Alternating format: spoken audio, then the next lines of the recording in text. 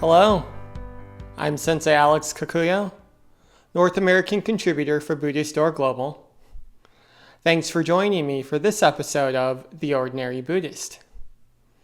The title of today's Dharma talk is Building a Campfire. Before we get into that, please subscribe and hit the notification bell. That way you'll be notified when I post talks in the future. If you wouldn't mind hitting the like button, that'd be great too.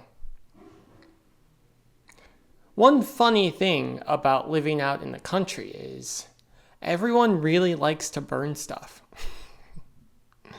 Maybe it starts off simple. You burn some of the cardboard that's built up in the garage because you don't want to haul it off to the city dump. Then maybe there's a large piece of furniture, say a couch, that needs to be sent on its way.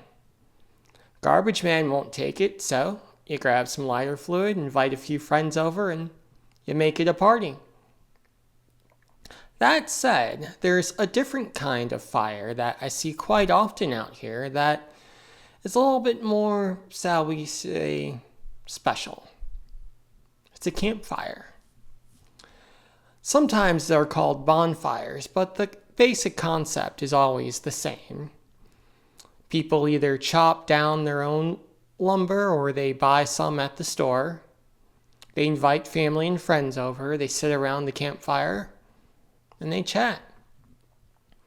They might eat and drink, but the point is they enjoy each other's company. And they do that with the campfire at the center.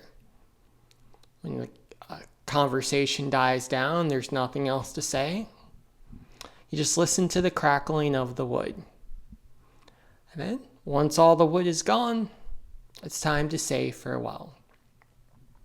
The beautiful thing about a campfire is that it creates a center of warmth and light in a moment of fairly extreme darkness.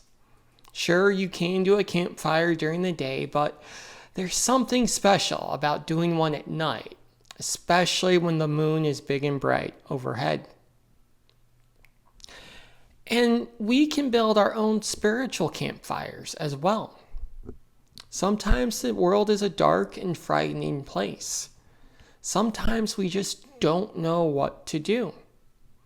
In those moments, we can burn our spiritual fire in the same way that we might burn a literal one out in the country, and use that fire to give our own light if we're not getting any light from the people and places around us. If the world is dark and lonely, if we're frankly not being treated very well, we can turn inward to our own Buddha nature for the love and the kindness that we're looking for.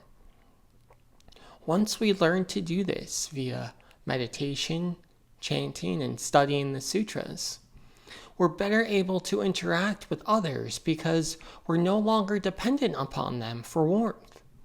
Obviously, it's nice if we can get it, and we always respond in kind. However, we know that if the world gets cold, if the world gets dark, we know how to build a campfire. Amitabha.